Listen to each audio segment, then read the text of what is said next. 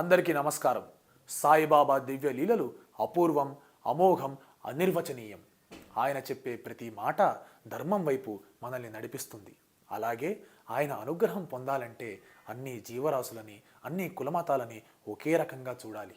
ఆయన కలియుగానికే సోదరభావం ఏర్పరిచారు. మరి అటువంటి బాబా అనుగ్రహం మనం పొంది ఎప్పుడూ మన కుటుంబాలు డబ్బుకి లోటు లేకుండా సుఖ సంతోషాలతో ఉండాలంటే ఈ విధంగా చేయండి. బాబాకి అత్యంత ప్రీతికరమైన వాటిల్లో ఇది ఒకటి. ఎప్పుడైనా సరే, ఎవరికైనా సరే ఆశకి హద్దు ఉండదు. కొంత జీతం వస్తే ఇంకొంచెం కావాలని అనుకుంటారు. అలాగే ఎవరైనా ఏదైనా ఇచ్చినా దానికి సంతృప్తి చాలా మటుకు ఉండదు.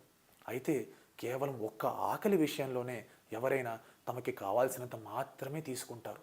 అయితే బాబాకి ఏం సమర్పించాలి? బాబాకి చాలా ఇష్టమైనది అన్నదానం. అవును, మనం తెలియక చేసిన పాపాలన్నింటినీ కడిగేసుకోవాలనుకుంటే అన్నదానం చేయాలి. ప్రతి గురువారం మనకున్న దాంట్లో ఒక పండో, ఒక ఫలమో, అన్నమో దానం చేయాలి. వీలు కుదిరితే రోజు కూడా చేయొచ్చు.